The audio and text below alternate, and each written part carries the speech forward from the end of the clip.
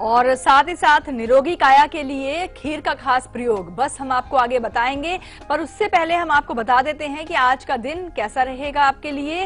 राशि में शुरुआत कर रहे हैं, राशियों में मेष से लेकर के कन्या तक के जातकों को बता देते हैं कि उनका आज का दिन कैसा है। जी आचार्य जी। बिल्कुल मित्रों, बता देते हैं क्या कह रहे हैं कन्या से लेकर मेष तक के सितारे। शुरुआत करते हैं मेष राशि से। खर्चों में वृद्धि होगी और मन खुश रहेगा, नीला रंग शुभता लाएगा, भाग्य का प्रतिशत रहेगा 75। अब बारी आ चुकी है मित्रों वृषभ राशि की, उसके बारे में भी आपको बताते हैं। आर्थिक योजना आपकी सफल होगी, कार्यक्षेत्र में अनुभवी मित्रों का, साथियों का सबको साथ मिलेगा, भूरा रंग शुभता लाएगा, भाग्य का प्रतिशत रहेगा 65। मिथुन राशि, भरोसे पर कोई काम ना छोड़िएगा, स्वयं आप अपने आप खुद कार्य करिएगा, घूमने का कार्यक्रम बन सकता है, आसमानी रंग शुभता लाएगा, भाग्य का प्रतिशत रहेगा 90। कर्क राशि, निवेश के लिए समय काफी हद तक शुभ है, महत्वपूर्ण कार्य दोपहर तक आप कर लीजिएगा, जामुनी रंग शुभता लाएगा, भाग्य का प्रतिशत रहेगा 70। सिंह राशि, दिन खुशी भरा रहेगा, बड़ों की बातें मानिएगा, काफी शुभ रहेगा आपके लिए, कॉपर रंग शुभ रहेगा और भाग्य का प्रतिशत रहेगा 60। कन्या राशि की बारी आ चुकी है। धार्मिक स्थान पर आप जा सकते हैं और धन खर्च ना करिएगा, बहुत सोच समझ करके खर्चा कीजिए, और ग्रे रंग शुभ रहेगा, भाग्य का प्रतिशत रहेगा 69। जी हाँ, तुला से लेकर के मीन तक का राशिफल भी बस हम आपको आगे बताएंगे, लेकिन रतलाम से हेमा जुड़ी हैं। हेमा जी, आपका भी स्वागत है शो में। हेलो, नमस्कार कंचन जी। नमस्कार हेमा जी। प्रणाम आचार्य जी। श्री राधे जी, प्रणाम। मैं अपनी बेटी के बारे में पूछना चाह रही हूँ। बिल्कुल जी बताएं, जन्म की तारीख। जी, इसका नाम ईशिका है, 29/12/2009 शाम 5:20 चित्तौड़गढ़ राजस्थान। ये 29/12 है जी, 29/12/2009 शाम को 5:20 चित्तौड़गढ़ राजस्थान। हेमा जी, क्या सवाल है आपका इनके लिए? हाँ जी आचार्य जी, पहला तो इसका स्वास्थ्य कैसा रहेगा, हमेशा उसको लगती रहती है, आयु संकट तो नहीं है जी। और दूसरा है शिक्षा किस क्षेत्र में जाएगी, वो कहती मुझे अभी से पुलिस बनना है, तो क्या वो क्षेत्र उसके लिए अच्छा रहेगा, और तीसरा है इष्ट देव कौन है उसके। जी देखिए, वृषभ लगन की पत्रिका है, स्वास्थ्य से संबंधित कुछ ना कुछ परेशानी बनी ही रहेगी। शुक्र जो है लग्नेश होकर सूर्य के साथ सप्तम भाव में अस्त है, लेकिन आने वाले समय में ये शिक्षा के क्षेत्र में जाएं। आपको बताएं कि ये बहुत उच्च कोटि के शिक्षक शिक्षिका बन सकती हैं, लेकिन पुलिस से संबंधित जो है फील्ड इनके लिए बिल्कुल भी सही कदम इनके लिए नहीं रहेगा। और भगवान माफ कीजिएगा, जो इनकी माँ दुर्गा है वो इनकी आराध्या है, इनकी इष्ट है, नित्य इनकी आराधना कराइएगा, इनको स्वास्थ्य में भी सुधार की प्राप्ति होगी। और साथ ही साथ 2 दुर्गा सप्तशती की पुस्तक लेकर माँ देवी के चरणों में अर्पण कर दीजिएगा, लाभ बहुत होगा। जी हाँ, और अब बारी आ गई है किचन पिटारे की। शीघ्र विवाह के लिए आप क्या उपाय करें, आइए अब आपको बताते हैं। मौसम गुलाल लेके दरवाजे मेरे आए, मिस्री सी बात हवाएं कानों में कह जाए,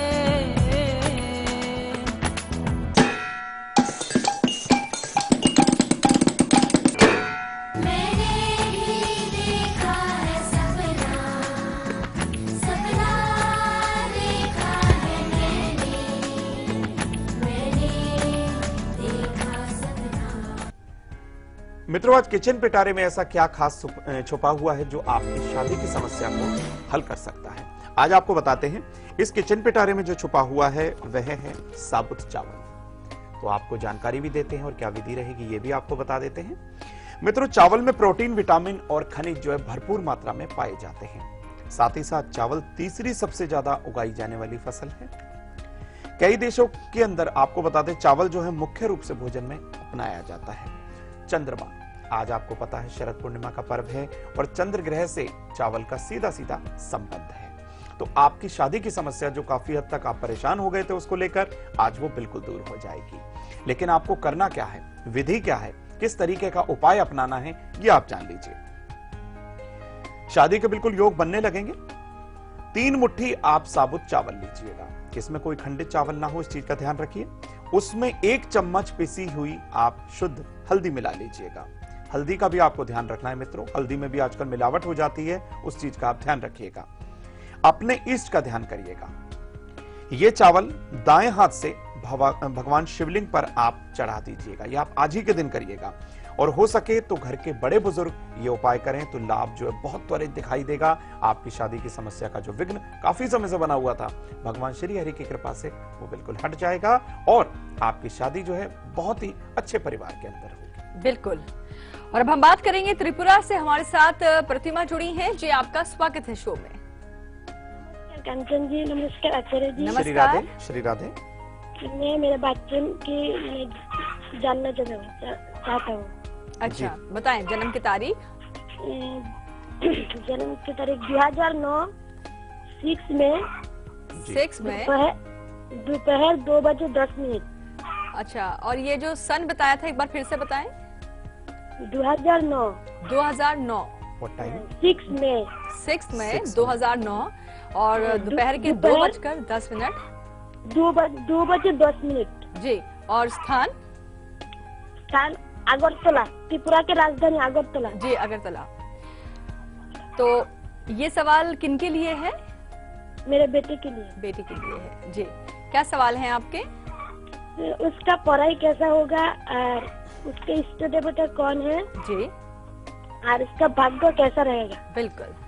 जी देखिए, कन्या लग्न की यहाँ पत्रिका है और कन्या ही राशि है। आपको बता दें पंचम भाव का स्वामी इनका शनि 12वें घर के अंदर विराजमान, और पंचम भाव का राहु जो है वो काफी हद तक विद्या के अंदर अर्जन करने में काफी हद तक परेशानियां उत्पन्न कर देता है। मंगल की महादशा, बुध की अंतरदशा। अपने घर की दक्षिण दिशा को हमेशा साफ रखिएगा। हो सके तो 11 हरी दुर्वा की पत्ती गणेश जी के श्री चरणों में अर्पण करिए। 6:15 से 7 रत्ती तक का आप, माफ कीजिएगा, यहाँ पर जो है 2009 का बर्थ बताया है। देखिए 3:15 से 4:15 रत्ती तक का आप इन्हें नीली धारण करा दीजिएगा, लाभ होगा और इनकी जो विद्या से संबंधित जो परेशानी आ रही थी वो काफी हद तक दूर हो जाएगी। जी हाँ।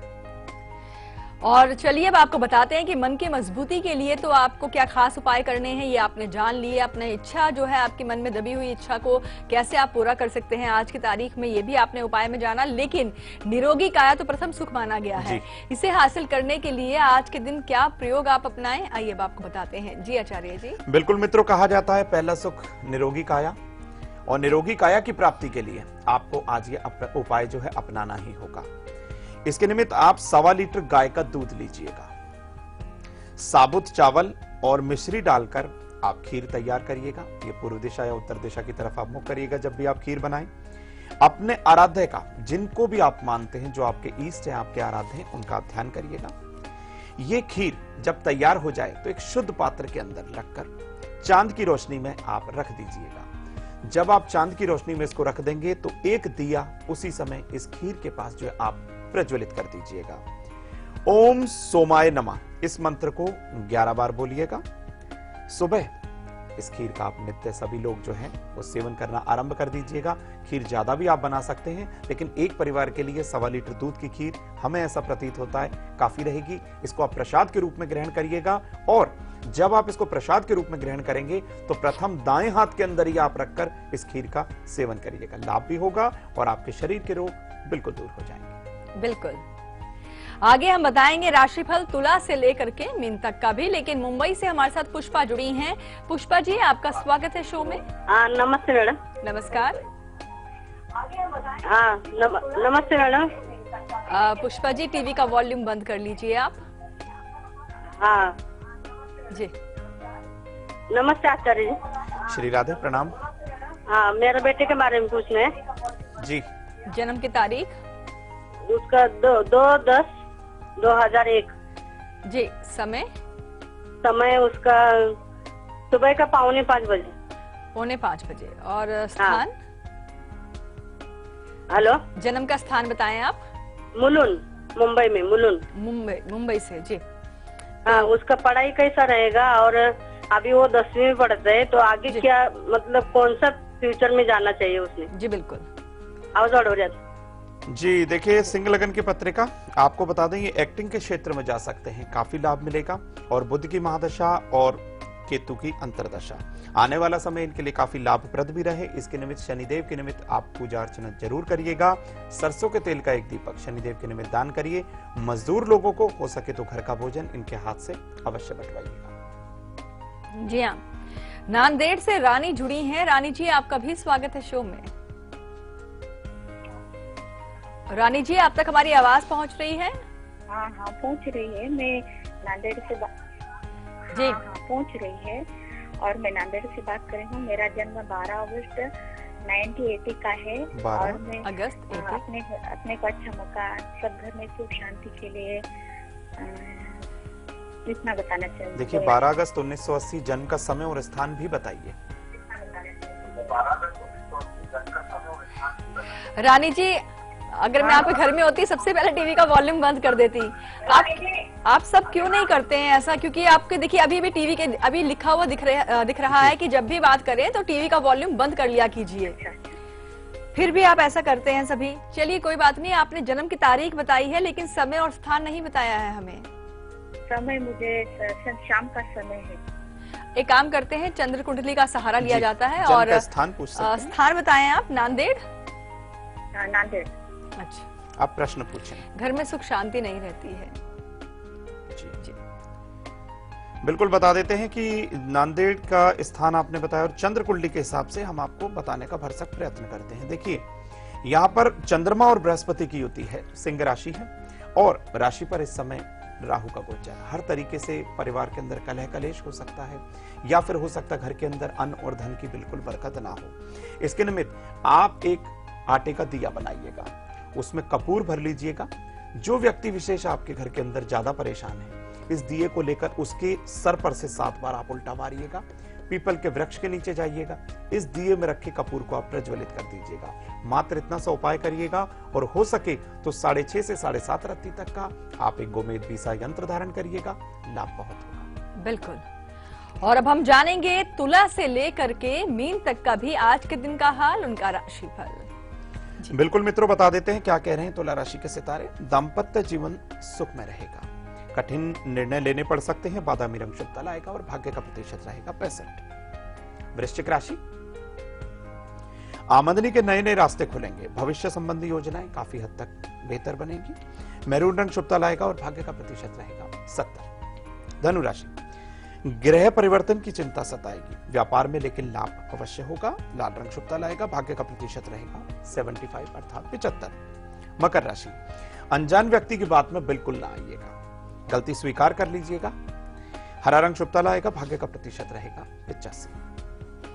कुंभ राशि, मेहमानों के आगमन का योग होगा और सामाजिक मेलजोल पहले से बेहतर हो जाएगा। क्रीम रंग शुभ तल आने वाला है, भाग्य का प्रतिशत रहेगा 90। मीन राशि, सूझबूझ से ही आज आपको काम लेना है, अपने विवेक का इस्तेमाल अवश्य करिएगा। उत्साह व ऊर्जा से भरपूर रहेंगे आज आप सारा दिन। सफेद रंग शुभ तल आएगा, भाग्य का प्रतिशत रहेगा 80। बिल्कुल। और अब हम बात करेंगे पुणे से, हमारे साथ सुरेश जुड़े हैं। जी, आपका भी स्वागत है शो में। सुरेश जी, आप तक हमारी आवाज पहुंच रही है? पर आपकी आवाज हम तक नहीं आ रही है, बहुत धीमा बोल रहे हैं आप। इनसे लगता है संपर्क नहीं हो पा रहा है। शशिकांत जुड़े हैं मुंबई से। जी, आपका भी स्वागत है शो में। शशिकांत जी, आप तक अगर हमारी आवाज पहुंच रही है तो जन्म की तारीख बताएं। जी, देखिए समय का अभाव हो रहा है, आप जल्दी से बताएं जन्म की तारीख। नमस्ते। नमस्कार जी, बताएं जन्म की तारीख बताएं आप।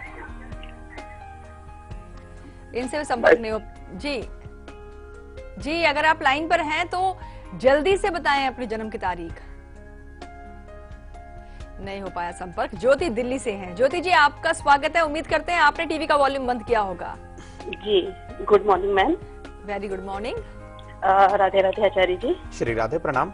मैम, मैं अपनी बेटी के बारे में पूछना चाहती हूँ। जी, बताएं आप जन्म की तारीख। जी, मेरी बेटी की डेट ऑफ बर्थ है 7/3/2007। 2007 और सुबह के 10:40 जी, और यूपी प्रतापगढ़। क्या सवाल है आपका? मैम, एक तो आचार्य जी, मैं आपसे ये बताना चाहती हूँ कि मेरी बेटी अभी जो है 10 साल की है जी। इसकी राशि कौन सी है और ये आगे क्या मतलब बनेगी बड़ी होके पढ़ाई लिखाई पूरी करके। और आचार्य जी, एक सवाल मेरा और भी है कि ये इसका ना पढ़ाई में बिल्कुल मन नहीं लगता। मतलब घर स्कूल में बहुत अच्छा काम करती है लेकिन पेपर के टाइम पता नहीं क्या इससे हो जाता है। बिल्कुल बताते हैं। बिल्कुल अच्छा पेपर देकर नहीं आती है। आप सुनिए, वृषभ लगन की यहां पर पत्रिका है आपकी सुपुत्री की और कन्या राशि है। राशि से 12वें घर में राहु देव का गोचर काफी हद तक इनके मन को, इनके ध्यान को भटका सकता है। राहु की महादशा है, बृहस्पति की अंतरदशा। 7:30 रत्ती तक का आप गोमेद लीजिएगा, उसके नीचे चांदी पर बीसा यंत्र को अंकित कराइएगा। इसको माँ के यानी कि अर्थात दुर्गा के मंत्रों से अभिमंत्रित करके इनके कंठ में या इनकी बाजू पर धारण कराइए, लाभ होगा और हर कार्य जो इनका सफल होगा। बिल्कुल। तो चलिए इन्हीं अच्छी खास जानकारियों के साथ शो में आज के लिए बस इतना ही। और आचार्य जी, आपने इतनी अच्छी अहम जानकारियां दी हैं शरद पूर्णिमा को लेकर के, इसके लिए आपका बहुत बहुत शुक्रिया। श्री राधे, धन्यवाद। जाने से पहले आपको बताना चाहेंगे कल सुबह 8 बजे हम आपके लिए क्या खास लेकर आएंगे। कल से कार्तिक महीने की भी शुरुआत हो रही है, बहुत ही शुभ महीना माना गया है और स्नान, दान और ध्यान आपका किस तरह से कर सकता है कल्याण, ये कल बताएंगे सुबह 8 बजे। फिलहाल अभी आप देखिए इसकी एक झलक, हमें दीजिए इजाजत। नमस्कार।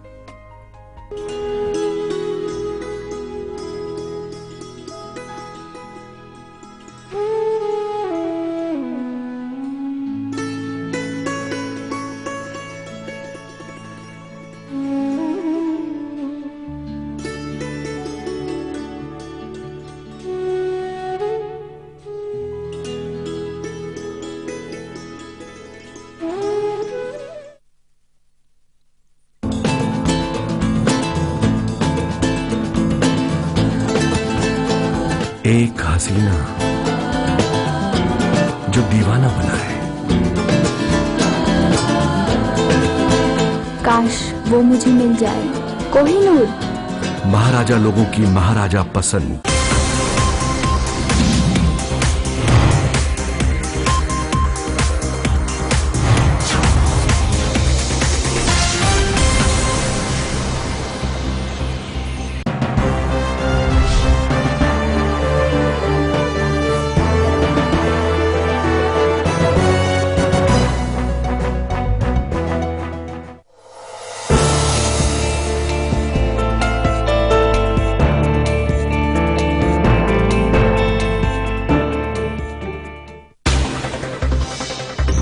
खबरें उस प्रदेश से जिसके कुछ खास मायने हैं इस देश में।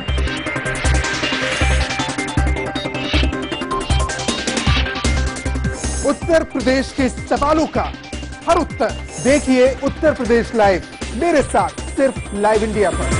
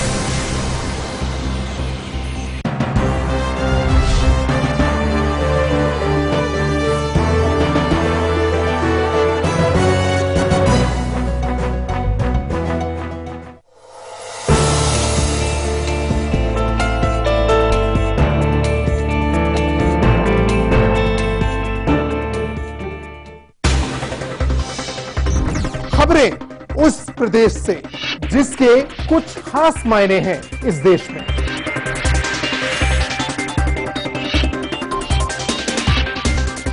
उत्तर प्रदेश के सवालों का हर उत्तर देखिए उत्तर प्रदेश लाइव, मेरे साथ सिर्फ लाइव इंडिया पर।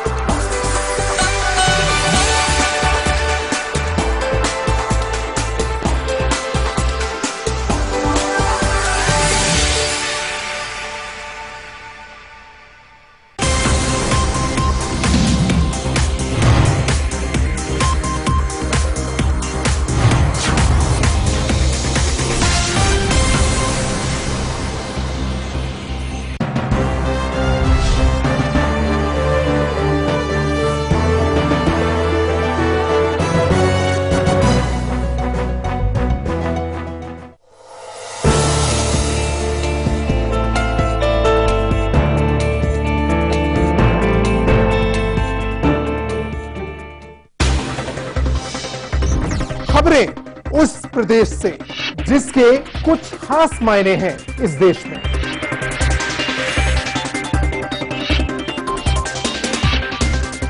उत्तर प्रदेश के सवालों का हर उत्तर देखिए उत्तर प्रदेश लाइव, मेरे साथ सिर्फ लाइव इंडिया पर।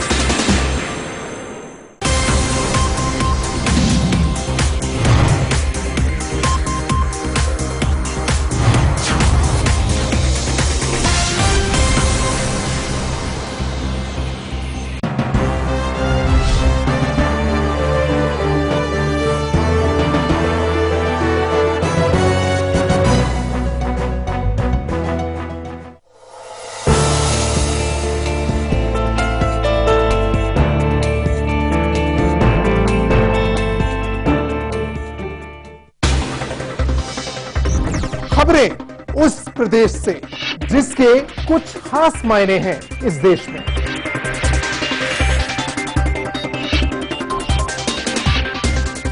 उत्तर प्रदेश के सवालों का हर उत्तर देखिए उत्तर प्रदेश लाइव, मेरे साथ सिर्फ लाइव इंडिया पर।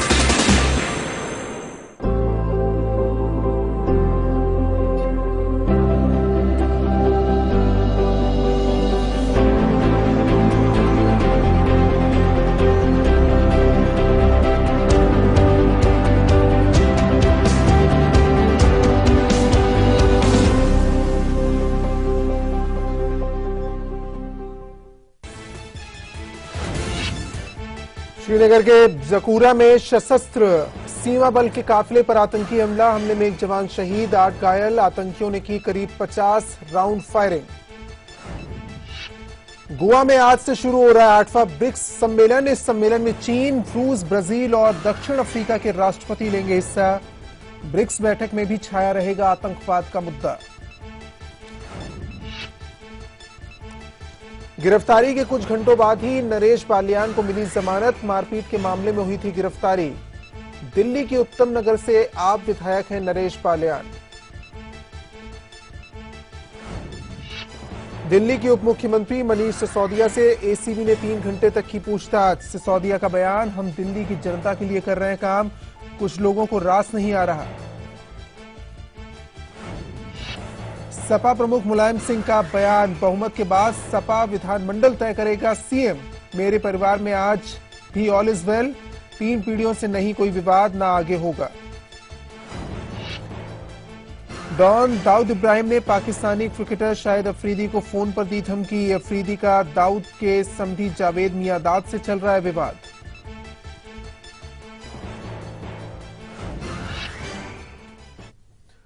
नमस्कार, आप देख रहे हैं लाइव इंडिया, मैं हूं आपके साथ रोशन मिश्रा। ब्रिक्स देशों का 8वां शिखर सम्मेलन आज से गोवा में शुरू हो रहा है। 2 दिन के इस सम्मेलन की मेजबानी के लिए गोवा पूरी तरह से तैयार है। इसमें ब्रिक्स देशों के प्रमुखों सहित 11 देशों के शीर्ष नेता हिस्सा लेंगे। प्रधानमंत्री नरेंद्र मोदी ने भारत की ईस्ट एक्ट पॉलिसी के तहत ब्रिक्सिट के नेताओं के अलावा ब्राजील, रूस, चीन और दक्षिण अफ्रीका को खासतौर पर आमंत्रित किया है। इस शिखर सम्मेलन का मुख्य मकसद है आतंकवाद के खिलाफ एकजुट होना। आतंकवाद के इस अंतर्राष्ट्रीय खतरे को एकजुट होकर मुकाबला करने पर भारत जोर देगा। इस शिखर सम्मेलन के दौरान पीएम मोदी रूस के राष्ट्रपति व्लादिमीर पुतिन और चीन के राष्ट्रपति शी जिनपिंग से मुलाकात करेंगे। इसके अलावा व्यापार और आर्थिक सहयोग के बारे में कई करारों पर ब्रिक्स समूहों के देश हस्ताक्षर करेंगे। ब्रिक्स और बिम्स्टेक के नेताओं से मुलाकात के बाद पीएम मोदी कल शाम को बिम्स्टेक की बैठक की अध्यक्षता करेंगे। इस समिट में प्रधानमंत्री नरेंद्र मोदी के साथ ब्राजील के राष्ट्रपति टेमर, रूस के राष्ट्रपति पुतिन, चीन के राष्ट्रपति शी जिनपिंग और दक्षिण अफ्रीका के राष्ट्रपति जुमा हिस्सा ले रहे हैं। प्रधानमंत्री नरेंद्र मोदी शनिवार से शुरू हो रहे ब्रिक्स सम्मेलन में भाग लेने के लिए कल शाम गोवा पहुंचे। इस सम्मेलन में भारत और रूस के बीच गोवा में आज द्विपक्षीय वार्ता होगी। सम्मेलन के दौरान पीएम मोदी आतंकवाद के मुद्दे पर पाकिस्तान को अलग थलग करने के लिए कूटनीतिक कोशिश करेंगे।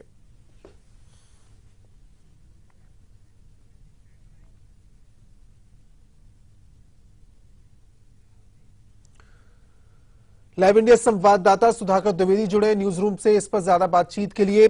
सुधाकर, क्या मकसद होगा ब्रिक्स देशों की इस महत्वपूर्ण बैठक का?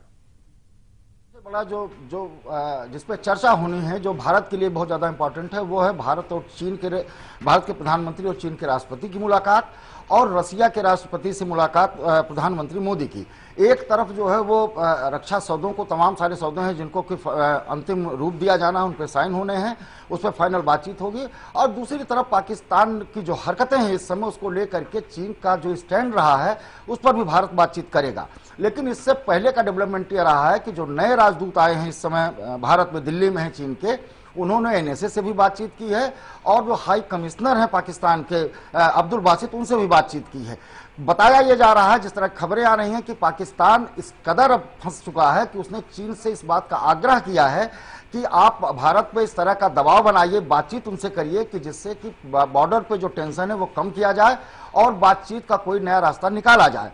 बताया यह जा रहा है कि चीन की तरफ से ये कहा गया है, ये संकेत मिल रहे हैं कि जिस तरह से भारत और चीन का बॉर्डर है, जो दुनिया का सबसे डिस्प्यूटेड बॉर्डर माना जाता है, अगर वहां पे गोलीबारी नहीं होती है, सैनिक हताहत नहीं होते हैं, सिर्फ कई बार उल्लंघन की ही बात आती है, तो ऐसी स्थिति भारत और पाकिस्तान की सीमा पे क्यों नहीं हो सकती। चीन इस बात को कन्विंस करने की पूरी कोशिश करेगा प्रधानमंत्री को, लेकिन भारत की तरफ से जो तैयारी है वो ये है कि भारत ने अपना स्टैंड बहुत क्लियर कर रखा है कि बातचीत का रास्ता तभी खुलेगा जब पाकिस्तान प्रायोजित आतंकवाद जो है वो भारत के खिलाफ पूरी तरह से बंद हो जाएगा। तो निश्चित रूप से इस पर चीन की तरफ से ये प्रस्ताव आएगा, एक बातचीत का, तो वो शुरू होगा बातचीत का तरीका। लेकिन ये कि इसमें भारत का स्टैंड बहुत क्लियर है। ये साफ इंडिकेशन है कि पाकिस्तान इस समय न सिर्फ कूटनीतिक तौर पर बल्कि रणनीतिक तौर पर भी पूरी तरह से फंसा हुआ है।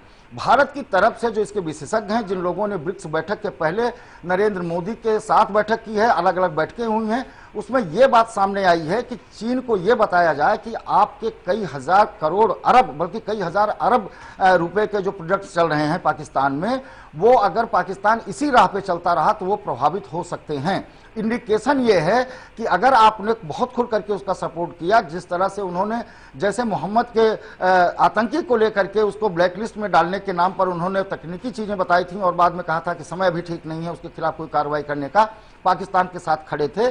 भारत की तरफ से यह साफ साफ संकेत होगा कि आपके जो अरबों खरबों डॉलर के वहां पे प्रोजेक्ट चल रहे हैं वो प्रभावित हो सकते हैं। इसका मतलब यह हुआ कि भारत किसी भी सूरत में चीन के सामने ब्रिक्स के कम से कम 2 दिनों की मुलाकात में दबने की उसमें नहीं है कि कोई इस तरह का दबाव वो एक्सेप्ट कर ले चीन के दबाव में कि पाकिस्तान को कोई सहूलियत दे। साफ इंडिकेशन है कि अगर उसकी धरती जो है राजस्थान आतंकवादियों के लिए अगर इस्तेमाल वो करता है पाकिस्तान, तो हम उस पर चुप नहीं बैठेंगे। हालांकि चीन का प्रपोजल जो है वो यही होगा कि जिस तरह से भारत और चीन सदाबहार दोस्त की तरह से रहे हैं इतने तनाव के बावजूद, उसी तरह के माहौल जो है वो एलओसी पे भी बनाया जाना चाहिए जो पाकिस्तान से सटने वाली सीमा है। इसके अलावा भारत की तरफ से एक बात पे जो सबसे बड़ी आपत्ति जताएगी भारत सरकार की तरफ से प्रधानमंत्री मोदी, वो चीन के उस बयान का जिसमें उन्होंने कहा था कि surgical strike political mileage gain करने के लिए भारत सरकार ने लिया है। इस पर सबसे बड़ी आपत्ति भारत सरकार को है। भारत सरकार का कहना है कि हमारे यहाँ आतंकी गतिविधियां तेजी से बढ़ी हुई हैं पाकिस्तान की तरफ से, लिहाजा हमको सर्जिकल स्ट्राइक करनी पड़ी। तो बड़ी आपत्ति जो होगी वो होगी सर्जिकल स्ट्राइक को लेकर के चीन की तरफ से दिए गए बयान को। लेकिन उससे भी इंपॉर्टेंट ये है कि जिस तरह से चीन की सीमा पे शांति बनी हुई है, उसी तरह से पाकिस्तान की सीमा पे भी बनी रहे। ठीक है सुधाकर, आप बने रहिए हमारे साथ। ये बहुत महत्वपूर्ण है कि इस बैठक में क्या कुछ होता है, लेकिन इन सबके बीच आज सबकी नजर होगी पीएम मोदी और रूसी राष्ट्रपति व्लादिमीर पुतिन के साथ होने वाली द्विपक्षीय बैठक पर। सूत्रों के मुताबिक पीएम मोदी रूसी राष्ट्रपति के साथ रूस की सबसे आधुनिक एयर डिफेंस सिस्टम को खरीदने के लिए समझौते पर हस्ताक्षर करेंगे।